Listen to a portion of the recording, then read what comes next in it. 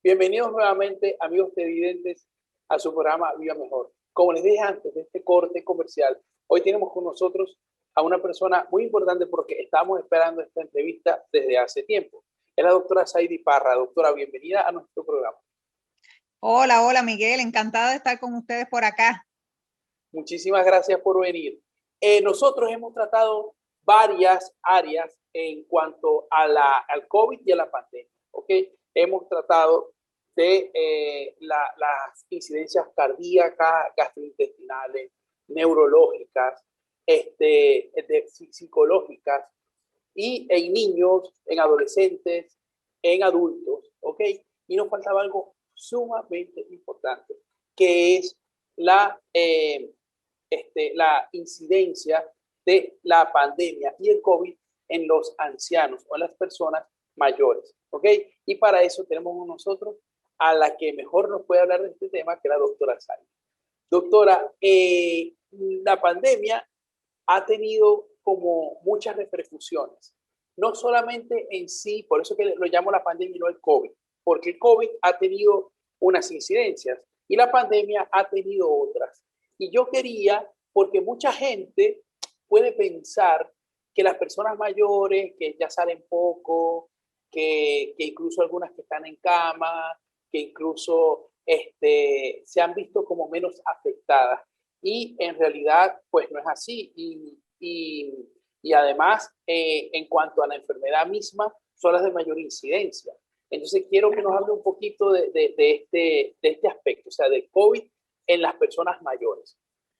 Sí, Miguel, mira, yo creo que es importantísimo porque hablando con un grupo de colegas, mencionábamos que sin miedo y sin temor a equivocarnos, uno de los grupos etarios que más han sufrido el impacto de la pandemia es precisamente las personas mayores, por muchos factores que vamos a hablar. Y el impacto no es solamente a nivel físico, que estamos viendo muchas situaciones de salud, la falta del seguimiento y de la asistencia de los pacientes a la consulta. Eso obviamente ha mermado mucho las condiciones de salud de las personas mayores. Y hay que entender que las personas mayores son un conglomerado de cosas. O sea, como tú decías, son los que más enfermedades crónicas tienen, porque es al final de la vida donde todas esas enfermedades se reúnen, por decirlo de alguna manera. Son las personas que tienen un poco más de impacto a nivel psicoemocional, porque son personas que se han aislado, o sea, precisamente con el objetivo de cuidar a nuestros abuelos y nuestros papás, la gente joven, la gente madura, pues ha limitado muchísimo el contacto con el paciente mayor, con los abuelos, con las mamás. No, mami, no te puedo visitar, te miro desde la ventana, te digo adiós.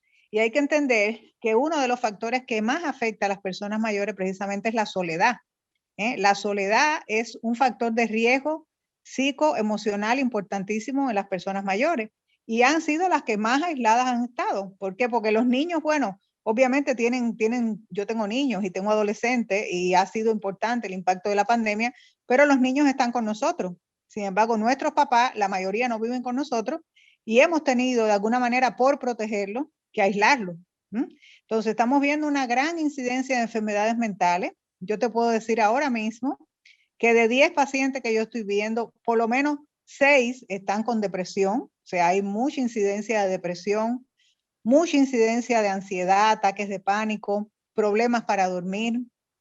Estamos viendo, bueno, los geriatras nos toca generalmente los pacientes con demencia, empeoramiento en el nivel cognitivo de los pacientes con demencia, o sea, pacientes que hace un año tuviste y estaban en un estadio ligero de la demencia, estamos viendo ya pacientes moderados, severos, o sea, que entiendo que el impacto ha sido a nivel general, tanto físico, emocional, espiritual y social.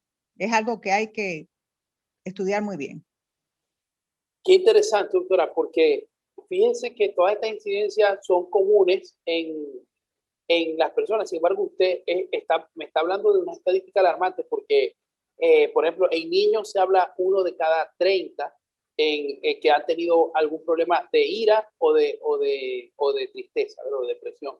En adultos, 1 de cada 10. Usted me está hablando 6 de cada 10. O sea, estamos hablando de una incidencia bien importante, ¿no? Y ¿Cómo, o sea, a qué se debe? Porque claro, me explico, me estoy poniendo como usted sabe, como se pone la gente en la calle, ¿no? Mire que no, que los viejitos no se tienen que preocupar de nada, que no tienen que comprar nada, que no se tienen que preocupar, entonces ellos deberían estar tranquilos en su casa y resulta ser que estamos viendo estas crisis que están dando en la tercera edad que bueno, me preocupan mucho. Sí, mira, hay una creencia y en general es un problema, vamos a decir, cultural nuestro, ¿verdad? Porque somos un país latino. En nuestra cultura siempre se enfoca en que la persona mayor ya está en casa, que la persona mayor no es productiva, que la persona mayor no tiene vida social. Y la realidad es que no es así. O sea, yo tengo varios pacientes. Es verdad que hay muchos que la pandemia tal vez no los ha afectado tanto porque ya no salían o ya no tenían una vida social, pero esos también se han afectado porque su mundo y su vida social es la relación con la familia y esa también se ha afectado de manera importante. Pero hay otro grupo de pacientes que tienen una vida social activa, que tienen su grupo, que van a la iglesia. A nivel, por ejemplo, espiritual, ha afectado muchísimo a las personas mayores el no poder asistir a la iglesia. La iglesia no solamente es tu templo para tú venerar a Dios, cualquiera que sea, es tu lugar social donde tú vas muchas veces todos los días, o por lo menos 2 veces a la semana, o los domingos, ibas con la familia y todo eso se ha afectado, o sea, todo eso tiene un impacto importantísimo. Pero te puedo decir sin ningún tipo de temor a equivocarme, porque es lo que veo en la práctica diaria, que, por ejemplo, el impacto que ha tenido a nivel de la salud física es también tremenda. ¿Por qué? Porque no solamente los pacientes han dejado de asistir a su rutina, por lo que sabemos, ¿verdad? En un tiempo no se podía ir a las clínicas, todos los servicios de salud prácticamente estaban parados, no había asistencia médica que no fuera básicamente para COVID o para situaciones de gravedad. Y todas esas enfermedades que al llegar a la tercera edad generalmente son enfermedades complejas, generalmente son varias enfermedades, o sea, no estamos hablando de que una persona solamente es diabética. Por ejemplo, mucha es diabética, pero es hipertensa, pero tiene problemas de la tiroides, pero tiene, o sea, es un conglomerado de problemas de salud que todos se han quedado en stop hasta que se pueda. Y esas enfermedades sencillamente no se paran, o sea, continúan y la falta de atención médica pues ha hecho que muchos pacientes mayores, las condiciones de salud física también hayan mermado mucho. Claro, y eso es verdad, ¿no? Además de que, por ejemplo, las personas creen que las personas mayores solo van al médico. Resulta que van al banco, que van al gimnasio o a una sesión de fisiatría que a las que no pueden asistir. Y de hecho, a las personas con la reducción del horario se les ha complicado tanto la vida que no lo pueden llevar tampoco, aunque pudieran ir Exacto, y no se exacto. atreven a enviarlos en los medios tradicionales de traslado, bien sea Claro, privado o público, porque ahí hay un gran riesgo de, de la enfermedad. Incluso hay mucha gente que decía que no se cuidaban por ellos, sino por sus padres o por así las personas mismo. mayores que vivían en su casa. Así. Eso yo creo, doctora, que no sé si me equivoco, le digo porque me gusta mucho esta conversación, creo que les ha puesto una presión muy grande a las personas mayores, porque todo el mundo se está cuidando por ellos, los niños se están cuidando por ellos, los adultos se están cuidando por ellos, todo el mundo se está cuidando por ellos y ellos entonces tienen que tener una presión muy grande en este sentido. Claro, también fíjate, hay una cosa importante y es en el medio de toda esta situación, hacer un poco la reflexión a la familia de la importancia de que a la hora de organizar en nuestro medio de vida, ya gracias a Dios con la vacunación eso pues va a ir mejorando, pero la realidad es que si no hacemos algo, la incidencia de problemas mayores mentales ya está ahí. Entonces, yo inclusive le estoy en la receta escribiendo a la familia mis recomendaciones desde el punto de vista social ahora mismo. O sea, usted no lo puede llevar obviamente a un restaurante, no es todavía prudente hasta que el paciente no tenga su segunda dosis de vacuna, pero usted puede sacarlos a dar un paseo en el carro por el malecón, usted puede sacarlos al jardín botánico a caminar, usted puede sacarlos al mirador, o sea, lugares abiertos, en el caso de nuestra ciudad, ¿verdad? O en cualquier pueblo donde no haya contacto con otras personas, pero podamos compartir con las personas mayores al aire libre. Estoy empezando a estimular a la familia a que realicen las visitas familiares, todavía con cierta prudencia, que usen sus mascarillas, que guarden cierta distancia, pero urge que le prestemos atención a nuestros padres y a nuestros abuelos, porque sencillamente va a pasar la pandemia y ya no los vamos a tener. Vamos a tener una pérdida importante de la salud de nuestros mayores. Doctora, Sí, creo que vale la pena, disculpe, porque es que como está hablando justamente de eso, quiero hacer la acotación. Claro. De que yo le digo a las familias en mi consulta que vale la pena todo lo que puedan hacer, es decir, llegar, cambiarse de ropa en la casa del papá para darle un abrazo. Yo creo que eso es muy importante. Exacto. Mira, qué interesante, Miguel. Hoy yo estuve con un paciente mío muy querido, ya de 91 años, que tengo varios años de conocerle, le atendió a su esposa hasta que murió y ahora la atiendo a él. Yo tenía casi un año que no lo veía. Como lo conozco también en el medio de todas estas situaciones, pues lo manejaba un poco ayudándolo por teléfono cuando no se podía. Y ayer le pedí casualmente al nieto que me dejara visitarlo, que quería verlo.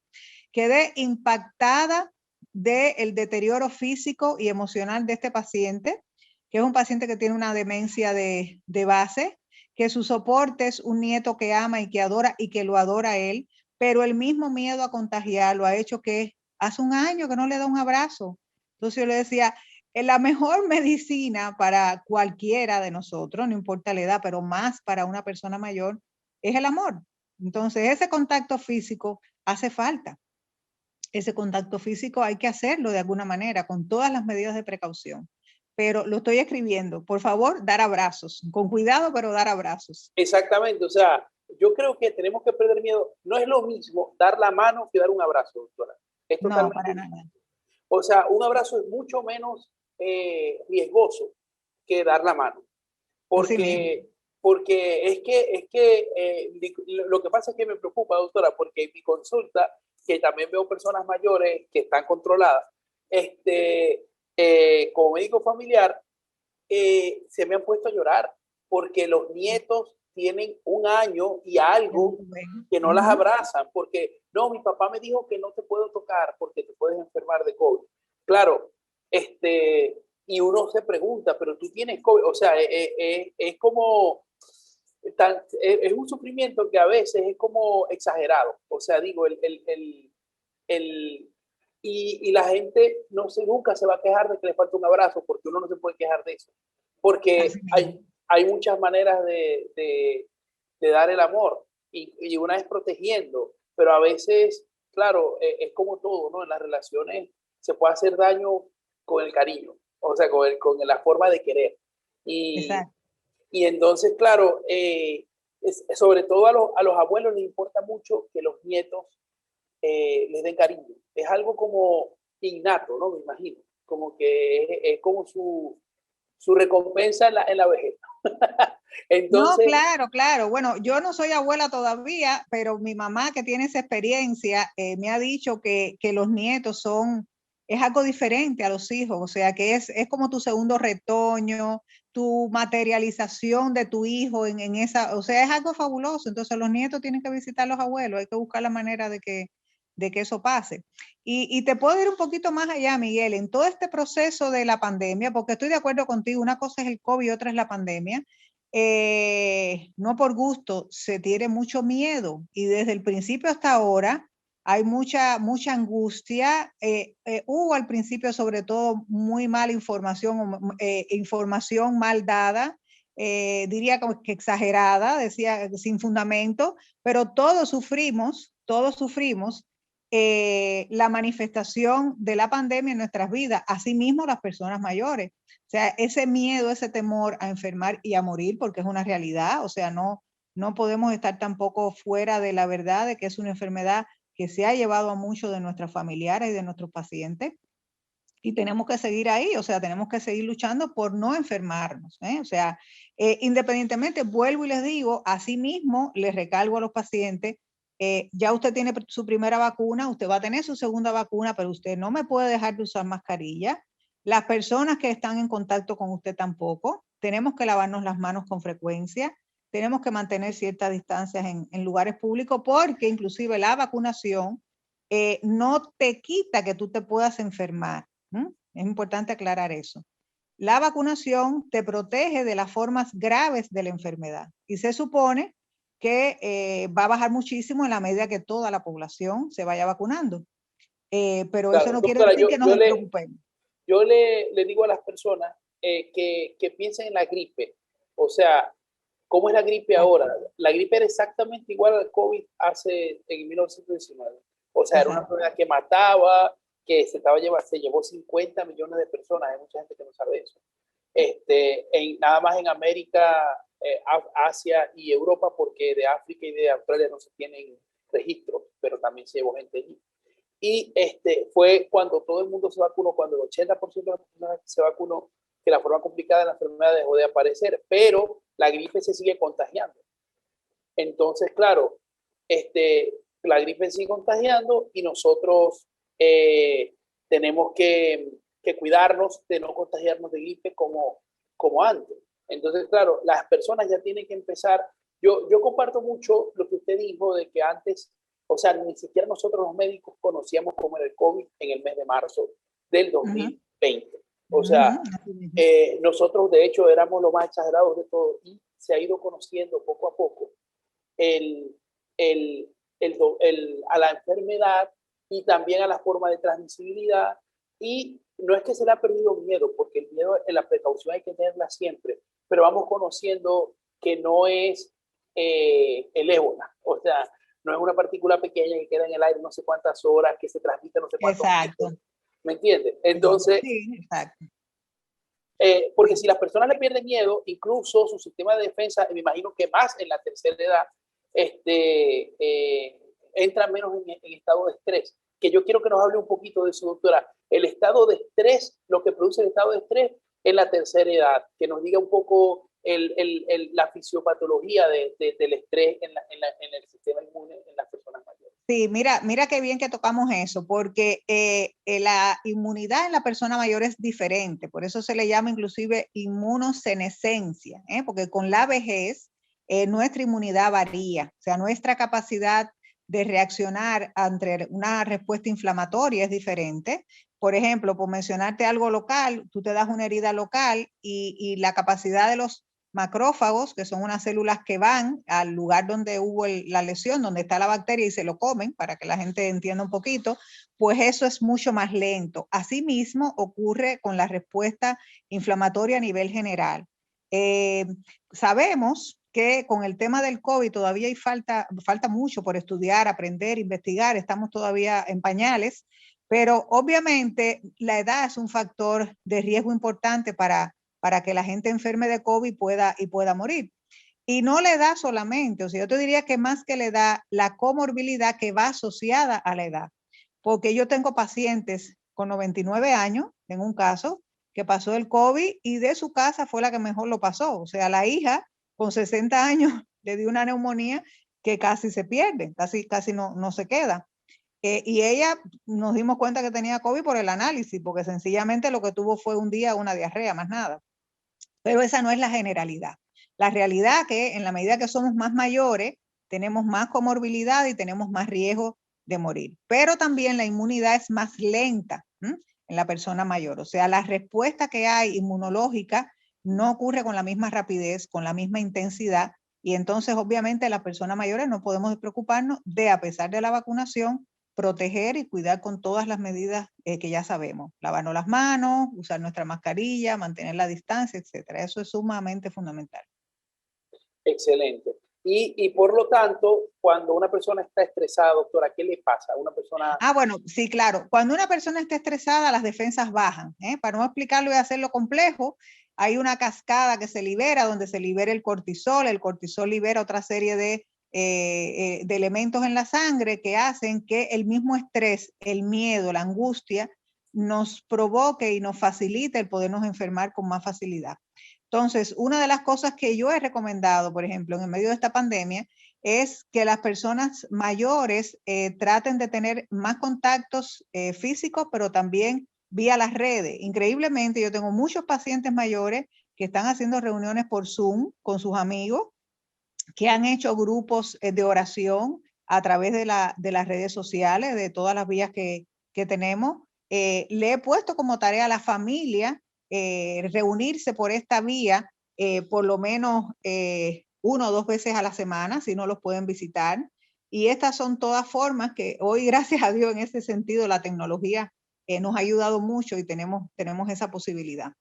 Pero está claro que el impacto que tiene el estrés, el miedo y la ansiedad no es nada beneficioso, menos para la gente mayor que tiene un sistema inmunológico más lento y más viejo. Doctora, ¿y qué consejos le puede dar usted a las familias para disminuir el estrés y la ansiedad en las personas de la tercera edad? Bueno, primero, lo que decía, mantenerle seguimiento, tratar de hacer presencia física, por lo menos 1 vez a la semana con la persona mayor, creando todas las condiciones, un acercamiento físico, o sea, mami, te doy un abrazo, mami, te quiero. Yo les digo a la gente, si usted se tiene que hacer la prueba del COVID antes para darle ese abrazo, hágasela, pero vaya y déle su abrazo, que traten de hacer actividades, los que puedan, obviamente salir de la casa al aire libre, 1 o 2 veces por semana. Si alguien puede practicar la religión, aunque sea a través de las redes sociales, pues que lo haga. Si podemos aprender a meditar y no sabemos, que aprendamos. Hoy en día hay mucha facilidad para personas que ya están un poquito más activos funcionalmente, por ejemplo, clases de pilates vía internet, que también es otra de las recomendaciones. Yo tengo muchos pacientes que practican este deporte, por decirlo de alguna manera, a través de las redes. Y en general eso. Y sobre todo, vacunar a los pacientes. O sea, además de todo lo que hemos hablado, es importante que la familia gestione la vacunación. Los pacientes que no se puedan desplazar, existe una instrucción de la primera dama donde con un papel de su médico usted va al centro de vacunación y le pueden facilitar a alguien para que vaya a la casa a vacunarlo. Entonces, si usted tiene un paciente discapacitado que no se puede trasladar, busque a su médico que le haga ese su papel, su certificado, y con eso van y vacunan al paciente a la casa. O sea, la vacunación es número 1. Excelente, doctora. Y quisiera que nos hablara, como estamos entrando en este tema, que era otra de las cosas que le iba a preguntar, su experiencia en los efectos secundarios de la vacuna en las pacientes mayores, porque la gente tiene mucho miedo. Y sí. Yo creo que es más miedo que otra cosa, ¿no? Para que nos diga. Claro, qué bueno que tocamos eso, porque mira, como es obvio, todo lo que es vacuna, inclusive los medicamentos, todos tienen riesgo de tener efectos secundarios. Pero en mi experiencia, los efectos secundarios que estamos viendo realmente son pocos. Yo he tenido algún paciente con una reacción local a nivel del brazo, que desapareció un rash en 2 o 3 días. He tenido algunos pacientes con malestar general, con fiebrecita, síntomas como de gripe, pero en general la vacuna se está tolerando muy bien. Además, yo les explico, bueno, siempre hay un riesgo, por ejemplo, de alergia, que vuelvo y te digo, el mismo proceso de inmunosenescencia hace que los procesos alérgicos en los viejos estén más atenuados. O sea, el riesgo de reacciones alérgicas es menor. No importa si usted es alérgica a la penicilina, no tiene nada que ver. No importa si usted es alérgico a la aspirina o a los antiinflamatorios, tampoco tiene nada que ver. O sea, si su paciente es alérgico a lo que sea, se le puede poner la vacuna. Eso es importante. Y por Doctora, otra parte, sí, y quería que hiciera hincapié en, porque las personas dicen, no, es que él es hipertenso, él es diabético, y precisamente, o sea, todo lo contrario, ese es el grupo de población que hay que vacunar primero que nadie, porque son los pacientes que tienen más riesgo. Entonces, la vacunación no está contraindicado en ningún paciente mayor, todo lo contrario. Les pido que vacunen a sus viejitos, que hagan las diligencias que tengan que hacer. Ya la página vacunatrd.com está disponible para hacer cita, es a través de las citas ahora. Y entiendo que están haciendo el gobierno un trabajo maravilloso en este sentido, porque está muy organizado, ha tenido sus fluctuaciones, como sabemos, y es lógico por todo este proceso mundial, pero vacunen a sus pacientes. No hay ningún pretexto para no vacunar. Bueno, ya saben, amigos televidentes, no hay ningún tipo de contraindicación para colocar la vacuna, ninguna, ¿ok? Y también, bueno, vayan haciendo su cita, aunque ya muchos, o sea, hay muchos que perdieron la oportunidad por el miedo de sus hijos a Sí. vacunarlo, O sea, es lamentable, pero pasó esto, ¿no? La etapa que era exclusivamente para ellos, perdieron esa oportunidad y ahora están, ya ahora que los hijos están ahora como convenciéndose, entonces Exacto. ya no hay vacuna. Así mismo, sí. Pero bueno, van a llegar y todos se van a poder vacunar. Lo importante es que la población entienda que no está contraindicado, que por eso se puso como primer grupo. O sea, ¿cuál es el primer grupo que se está vacunando? Obviamente los que estamos en la primera línea, que somos los médicos, el personal de la salud en general, la policía, los bomberos, en general, los maestros, pero también nuestras personas mayores. Entonces, vacunémoslo. Exactamente. Pues doctora, en este par de minutos que nos queda, yo quisiera que, bueno, ya hemos dicho como todos los consejos lo hemos ido dando a lo largo de, ¿no? En cuanto a la invitación a que las personas vuelvan a sus consultas, Sí. porque ha pasado mucho que la familia dice, no voy a llevar porque en los hospitales se me va a contagiar de COVID y tanto esfuerzo para nada y tal. Y claro, entonces todas esas las consecuencias que eso trae, ¿no? Con esto quiero que cerremos el programa, pero me parece muy importante, no lo podemos dejar de decir. No, hay que empezar a retomar el seguimiento de los pacientes, ya sea consulta, ya sea a nivel ambulatorio. No solamente, por ejemplo, las consultas cardiológicas que se deben hacer cada 6 meses. Si el paciente tiene su médico geriatra y tiene la posibilidad de verlo en la casa, pues bueno, pero también inclusive otras cosas que son importantísimas como la salud audiovisual, que a veces eso se despreocupa. Hay muchos pacientes que tienen catarata severa, que tienen problemas, glaucoma, que no pueden dejar de atenderse, que hay que darle importancia a este tema también, los problemas de audición que tantos limitan a nuestros pacientes, los pacientes con demencia, acudir a su psiquiatra, a su neurólogo, a su geriatra, para darle seguimiento a este proceso tan largo y tan tedioso que es la demencia y que tantos problemas nos trae. Pero entiendo que hay que de manera general reactivar estas visitas con todos los cuidados de precaución, de una u otra manera, ir haciendo un cronograma poco a poco para que volvamos a la normalidad. Y ojo con la salud espiritual, ojo con la salud mental. Tenemos que estar a la viva con esto porque no es verdad que es normal y común que una persona mayor esté triste. Si está triste es porque está sola, porque está de alguna manera abandonada, porque necesita a su familia. Entonces esa sería la mayor indicación. Démosles cariño, démosles tiempo, organicémonos y vamos a apoyar a nuestras personas mayores en este momento.